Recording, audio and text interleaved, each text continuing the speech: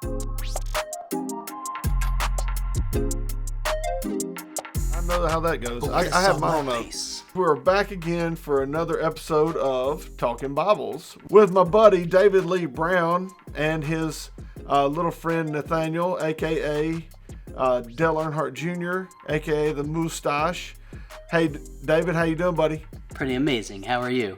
I'm good, man. Hey, I'm so jealous. I can't grow anything up here. I don't have the genes for it. Nothing grows up here. I got this little patch on my chin, and it's kind of cute, but it's nothing like the mustache. This is my first mustache. I thought I couldn't grow one either. I guess the secret is you just let it keep going, and just let it go. Yeah, right. It just does its thing. And then Allie got me this mustache comb for Christmas. That's awesome. I haven't stopped combing it since. All right, everybody. You can scroll down and check out David's channel. Go there and subscribe. Check out his content. He's also a pastor of SA Tabernacle House of Prayer, and he's an author. He wrote Hearing Love. I'll have a link for that book in the description as well. Now, David, you're in Texas. Yeehaw. Yeehaw. Poo-poo. And yeehaw. And the right to bear arms is kind of like the right to breathe there. Now, I'm in Alabama, so I've got lots of guns, and we shoot stuff, and it's fun, and it's great, and we love our Second Amendment. And for those of you who aren't in the U.S., I'm going to go ahead and give you a trigger warning.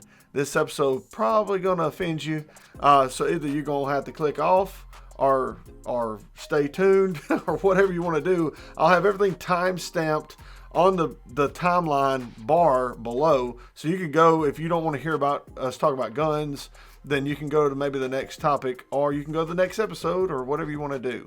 But we're about to talk about guns. As a pastor in Texas, and as a military man, you were in the military for a while, you are an advocate for gun ownership. Yeah. Is that correct?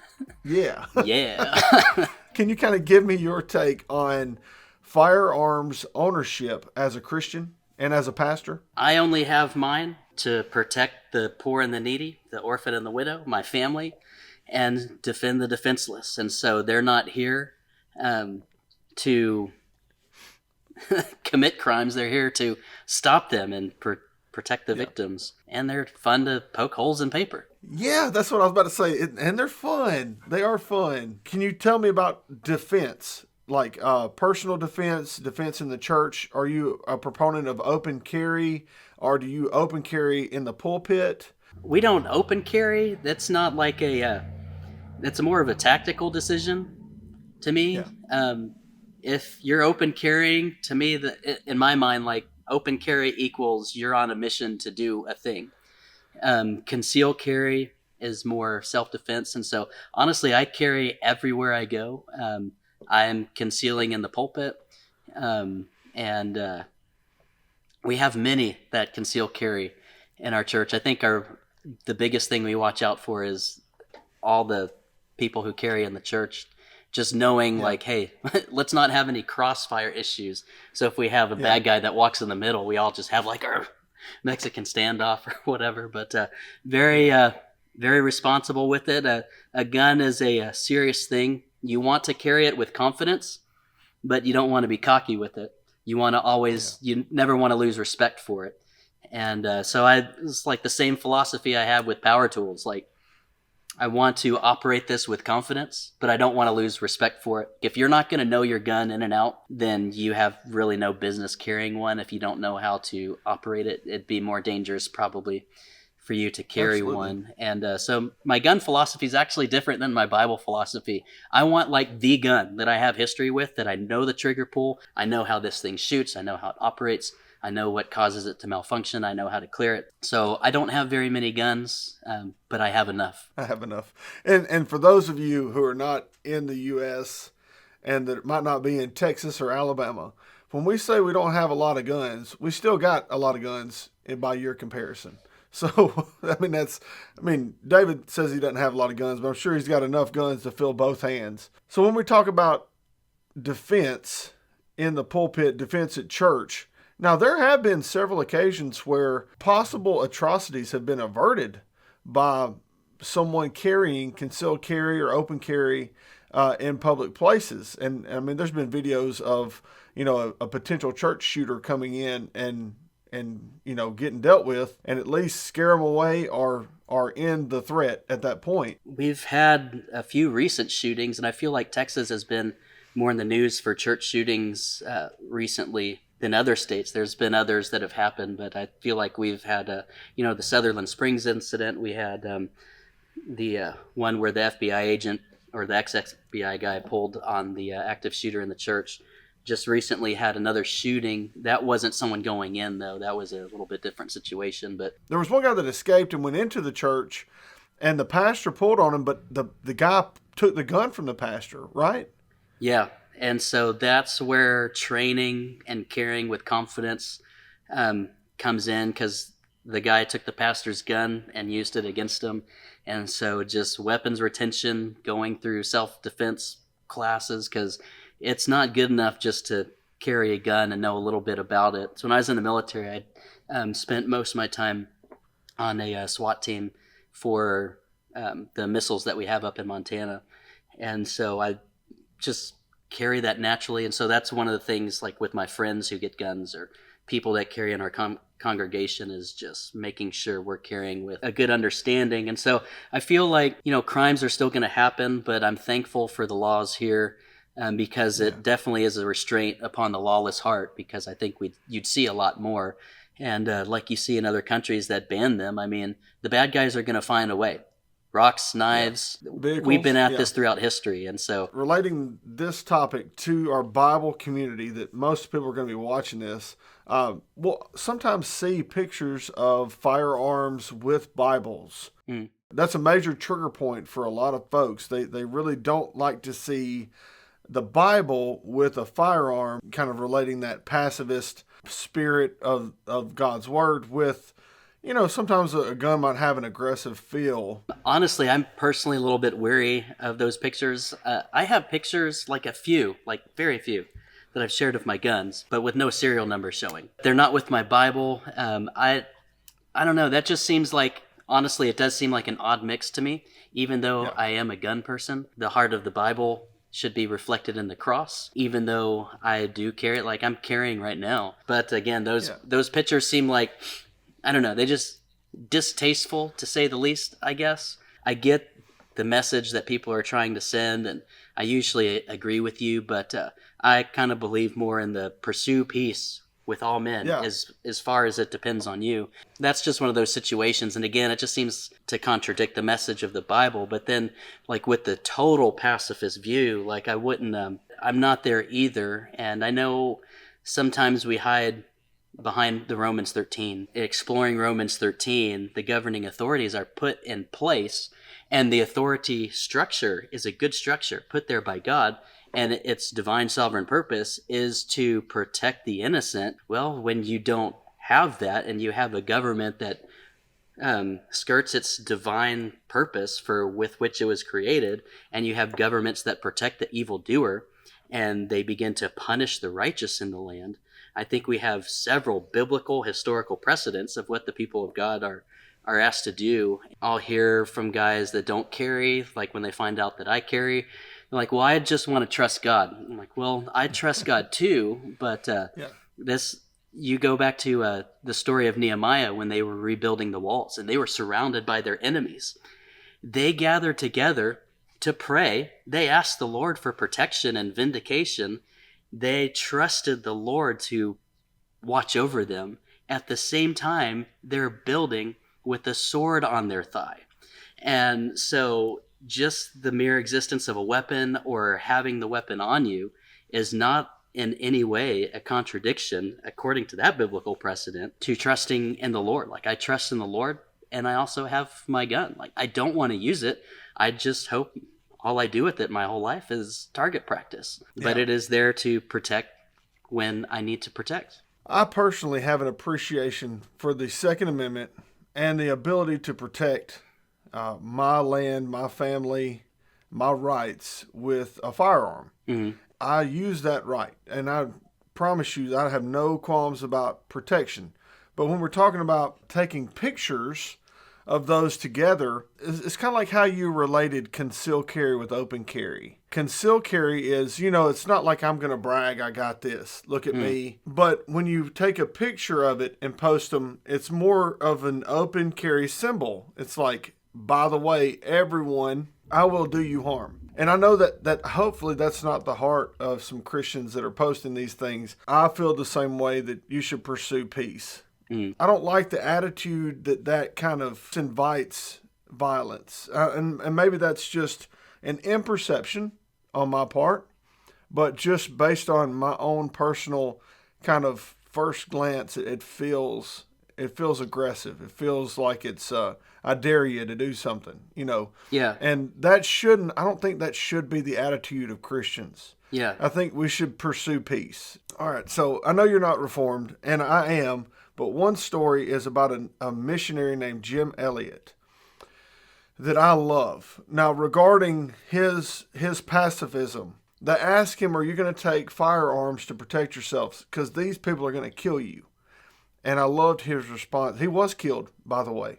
The whole story about Jim Elliot, his father, all these, you need to go and check it out. If you're watching this and you don't know who Jim Elliot is, it'll touch your heart. But Jim Elliot decided not to take a firearm into his mission field to protect himself. And he was killed, but the reason why he didn't take it, he said, I'm ready to meet God. They're not.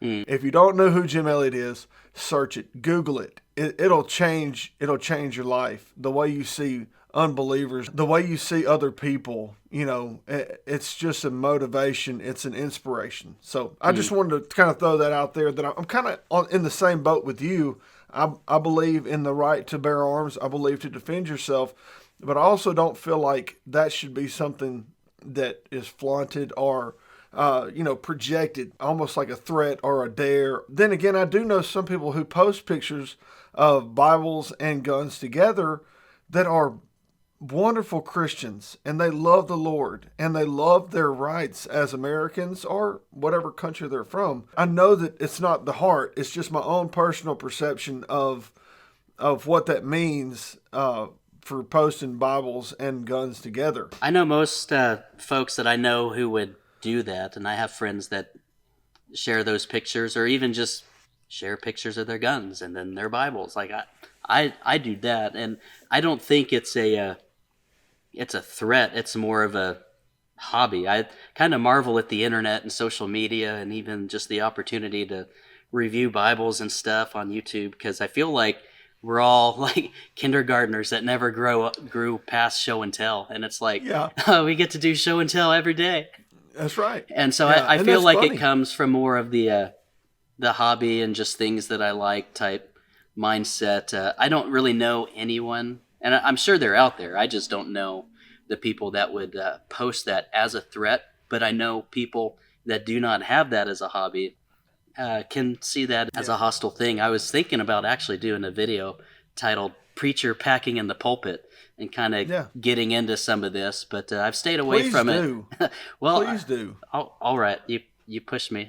It's been on my heart for about a year or so, but like we're having a conversation, but I would love to see a more in-depth, I guess, explanation and teaching from you about that, because it's really an interesting perspective that not a lot of people probably understand or could even really perceive without being in your footsteps. So I think it would be an awesome video. I would love to watch it. I can't wait. All right. Well, maybe I'll put that one together then. I'll seriously consider that one more. You kind of gave me a segue talking about YouTube. I want to talk about your journey as a YouTuber, kind of how that's been. Like, what have you learned as a YouTuber, as a videographer, coupling that with being a musician and a pastor and a husband? You're a husband of a YouTuber as well. So what has YouTube really done for you and your family? And how have you grown kind of as you've progressed in subscribers and producing videos and that kind of thing? It's never been, honestly, like my main deal. It's always been kind of more of a side thing. And it just honestly just came out of nowhere, especially for my wife. Started for her first when we sold our home to live in an old Methodist building on the 3rd floor and remodeled a couple Sunday school rooms. We were living off of my VA disability. And that was pretty much it. But that was all we needed. Me and my wife, my 2 boys, started the house of prayer. It was just one of those things that my wife posted a video that went kind of viral in her community, kind of out of nowhere, and so she just stayed with it, and she grew in subscribers really quick. And it was just kind of a shock to us both. And so the ad revenue was nice. The platform to be able to just sell her art was really nice. She'd always been a photographer, so she'd always had understanding of cameras and lighting and things. Me, not so much. I was not very good in front of the camera. If you go to my channel and scroll down to the oldest video that I have on there, I'd feel embarrassed for myself. It's so awkward, just like how I am in front of the camera. It took, no kidding, a few years to get used to being in front of the camera. It's like, hey, here I am in this empty room talking to this lens, and like the internet's in that lens. That's really weird, and people are going to watch me. So just having to get over that and like actually be able to be myself instead of this clammed up, like, okay, Dave, be cool. Be cool. I started the Delight in the Word series, which was just intended for us here locally. Like, hey, here's some practical things you could do for Bible study to love the Lord with all your heart, soul, mind, and strength. And so that was really the purpose behind that series. And then 2, people would come into the prayer room and they'd hear my instrumental stuff and me looping back when I had like 1 guitar pedal.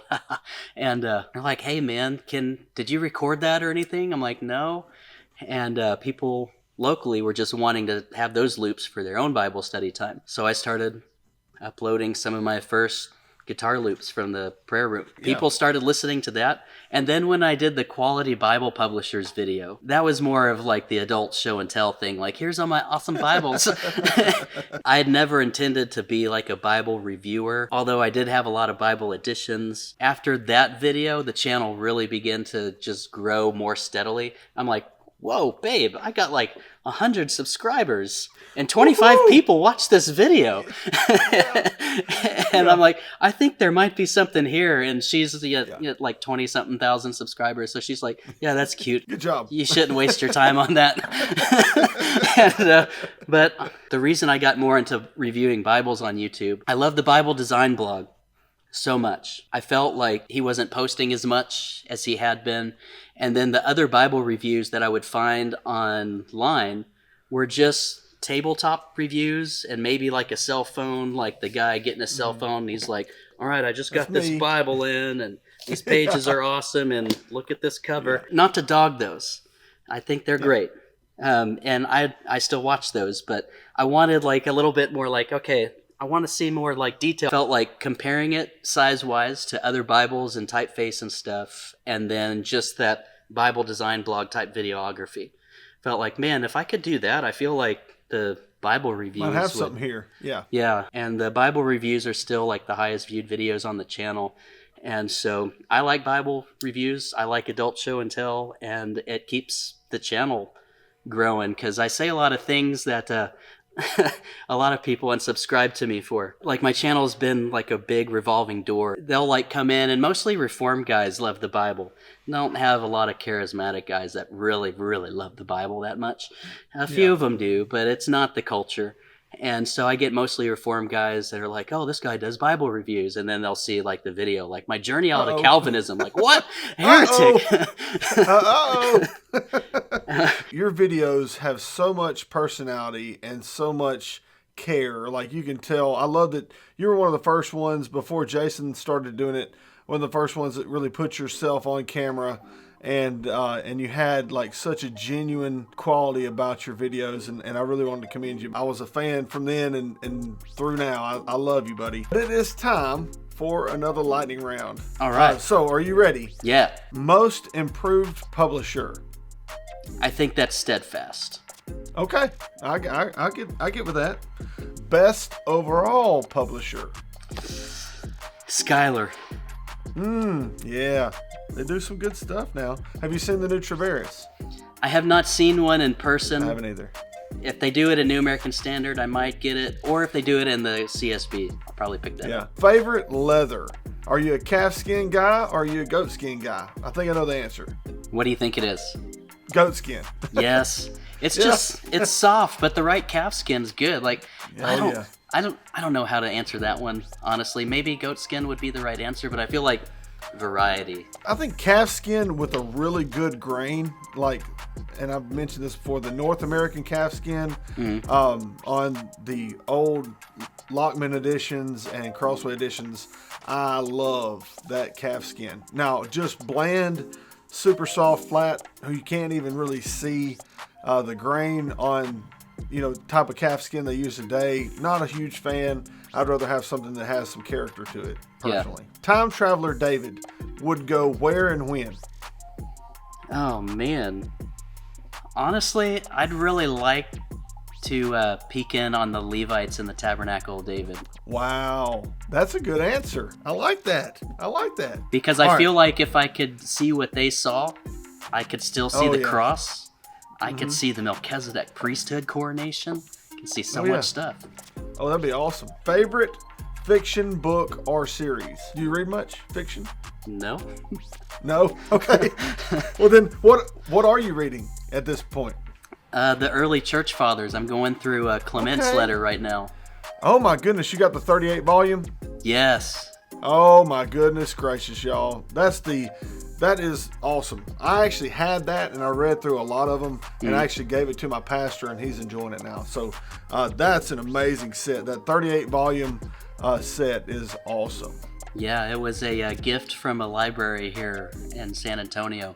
It's a Bible college that getting rid of their libraries. They're like, hey, come pick some books out. And I saw that on the shelf. And they said, please. You can get anything. I'm like, I'll take. You really all need this. Anything? I'll take. How many can I carry? Can I bring a truck in here? Oh, they gave me the library card. That's awesome, buddy. That's great. Well, look, man, thank you so much for your time. I love you, and to all you guys out there watching, please scroll down, click on the link to David's channel, subscribe, check out his content, buy his book, Hearing Love, and thank you guys for watching. See you in the next one. Goodbye.